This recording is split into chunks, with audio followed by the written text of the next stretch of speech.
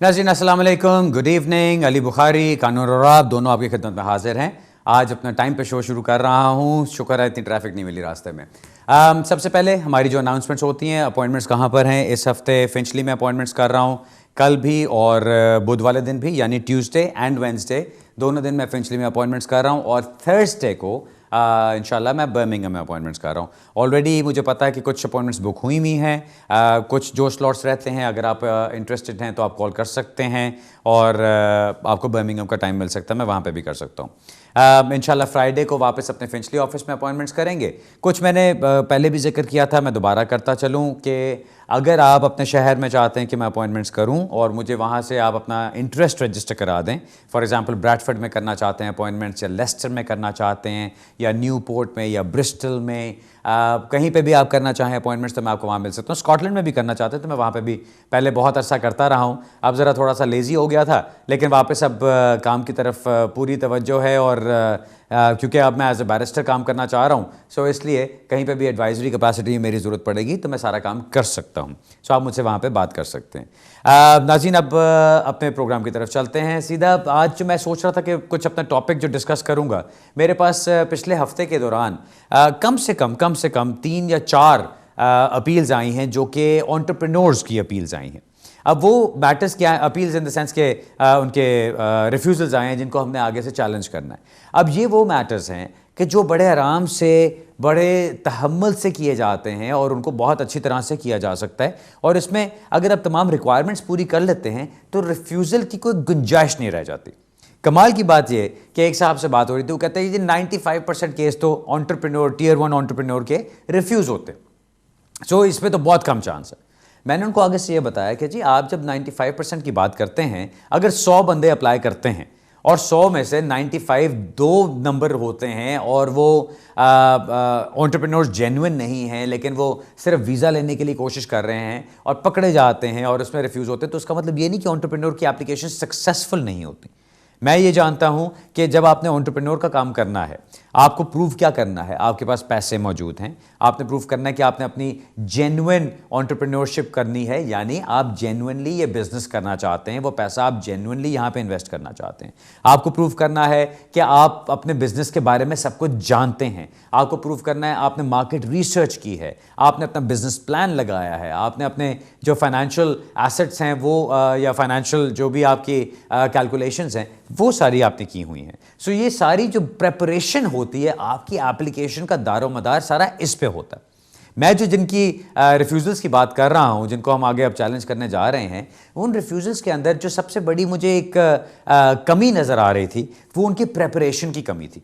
Preparation में क्या होता है, अब फॉर एग्जाम्पल एक बंदा कहता है जी 2 लाख पाउंड मेरे पास हैं, अब मैंने क्या करना है। अब आपको ये पता होना चाहिए कि जी आपसे जब इंटरव्यू किया जाता है या आपकी एप्लीकेशन को देखा जाता है तो आपकी बिजनेस सेंस को भी देखा जाएगा। अभी मुझे किसी ने कहा कि जी एक वो डॉक्टर साहब हैं, वो बिजनेस में जाना चाहते हैं, तो उनका तो नहीं हो सकता ना काम क्योंकि वो तो डॉक्टर है। भाई ऐसी कोई बात नहीं है।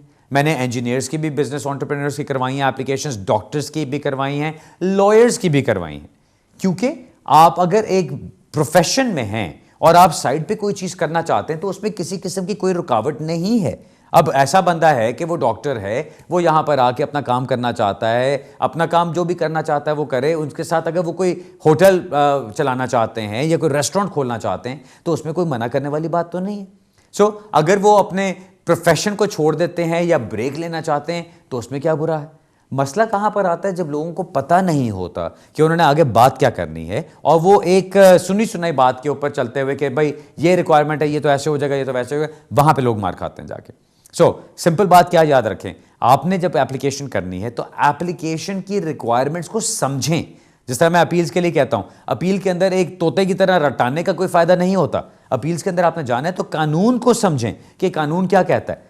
अब थैंकफुली बहुत सारे लोग मुझे कांटेक्ट कर रहे हैं कि वो कहते हैं कि जी हमने हेयरिंग पे जाना है, कोर्ट हेयरिंग पे जाना है, उसकी तैयारी करानी है। अब मैंने 2-3 लोगों को जिनको अभी तैयार कराया है पिछले हफ्ते, वो जब अपनी हेयरिंग्स पे गए तो माशाल्लाह बहुत खुश वापस आए हैं कि जी मुझे पहले से अंदाज़ा था कि मैंने क्या बात करनी है। मुझे कोई डर नहीं लग रहा था, क्योंकि जब थोड़ी सी नर्वसनेस तो होती है आपको कोर्ट में जाते हुए, लेकिन जब आपने बात करनी शुरू की, आपसे सवाल जवाब करने शुरू हुए और आपका एकदम कॉन्फिडेंस बिल्डअप होना शुरू होता है कि यार ये सवाल तो बुखारी ने कल बताया था मुझे, ये तो मुझे इसने बताया था कि इसका ऐसे जवाब देना है, ये तो इसने मुझे बताया था कि ये पूछा जाएगा, तो इसके पीछे कानून क्या है, इस वजह से पूछा जा रहा है। सो आपको बहुत उसमें हेल्प हो जाती है। अपनी प्रेपरेशन के ऊपर ज्यादा जोर डालें। लोगों को होता है कि जी पता नहीं मेरा वकील बस इतना तगड़ा होना चाहिए कि वो जाके उधर हिला दे, ईंट से ईंट बजा दे। खाली वकील की बात नहीं होती। अगर आपकी प्रेपरेशन जीरो है तो कोई भी फन्ने खां वकील आप ले जाएंगे वहां पे जाके, वो आगे कुछ नहीं कर सकता अगर आपकी प्रेपरेशन सही नहीं है। अपनी तैयारी ठीक तरह से कीजिए, अपना एविडेंस ठीक तरह से लगाइए, अपने कानून को समझें, आपके कानून कौन सा अप्लाई होता है आपके ऊपर, फिर आप जाके बात करेंगे तो बात ही बिल्कुल डिफरेंट होगी। ठीक, अब ये एंटरप्रेन्योर्स की बात करते हुए मैं आगे चलता हूं। यहां पे लोग रहते हुए यहां से स्विच करना चाहते हैं, पॉसिबल है।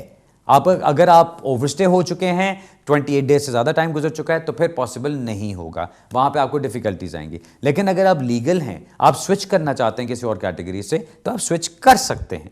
अगर आप अपनी कंट्री से ओरिजिनल एप्लीकेशन करना चाहते हैं, कोई मसला नहीं है। लोग समझते हैं कि नहीं जी कोई उधर ही मुझे वो जो होते हैं इमिग्रेशन कंसल्टेंट मिलेगा तो बात बनेगी।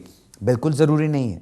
आपके पास क्या ज़रूरी है कि एक बंदा जो पाकिस्तान में बैठा है या इंडिया में बैठा है, वो एंटरप्रेन्योर के लिए अप्लाई करना चाहता है, तो क्या दुनिया उसके लिए बंद है?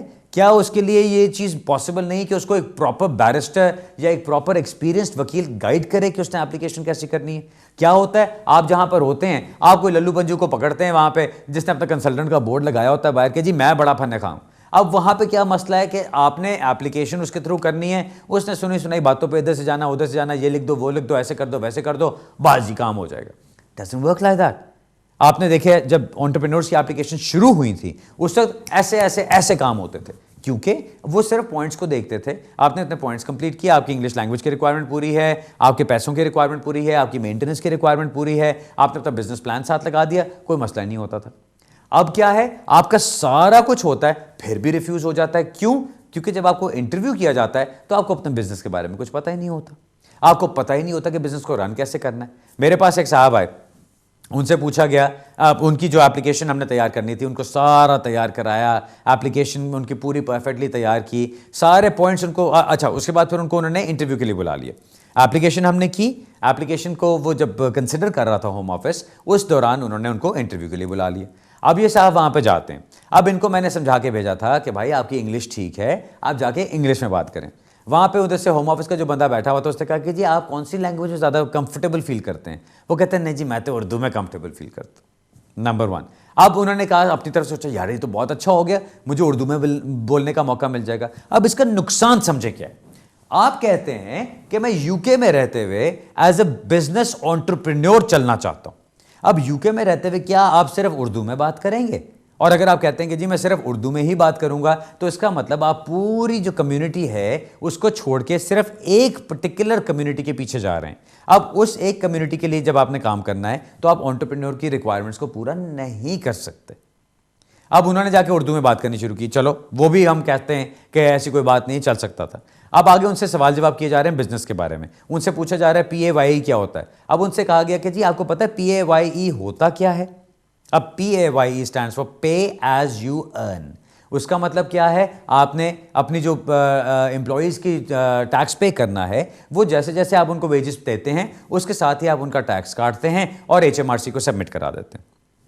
अब यहां क्या मसला हो रहा है, उनको साहब को पता ही नहीं कि PAYE बला क्या है। अब वो उल्टी सीधी सोच रहे हैं जी प्लीज अटेंड, पता नहीं क्या क्या उसने वहां पे ऐसी अजीब किस्म की मारी उसने वहां पे कि बंदा हैरान होता देख के।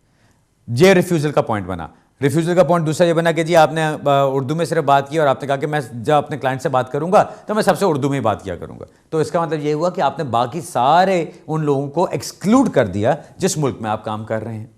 फिर उनसे पूछा गया कि जी पैसे आपके पास अवेलेबल हैं, आपने वो पैसे कहां से आए और उनको किस तरह इस्तेमाल करना है। तो वो साहब आगे से कहते हैं कि जी पैसे तो वो दिखाने ही होते हैं ना, तो मैंने बैंक स्टेटमेंट लगा दिए वहां पे। अब वो जब बिजनेस में शुरू करूंगा तब मैं पैसे यहां पे ट्रांसफर करूंगा और तब मैं वो पैसे अवेलेबल करूंगा। अगेन आपने जब अप्लाई करना है उस वक्त आपको प्रूव ये करना है that money is available already.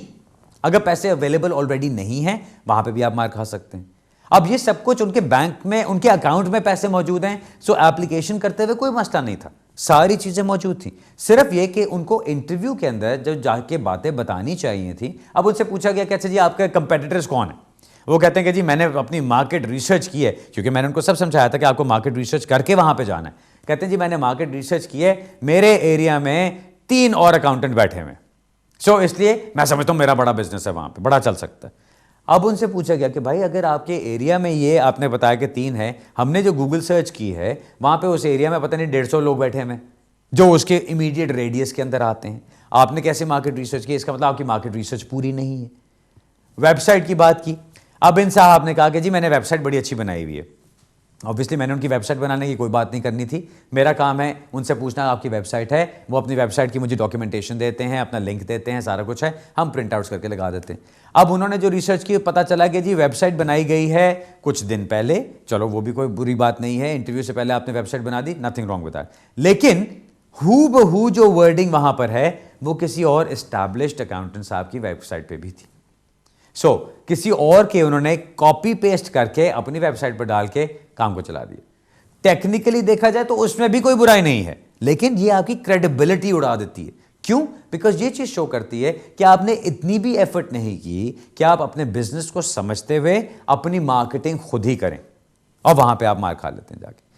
ये मैं आपको वो टेक्निकल एग्जाम्पल्स दे रहा हूं जिनके ऊपर ये एंटरप्रेन्योर एप्लीकेशंस रिफ्यूज हो सकती हैं।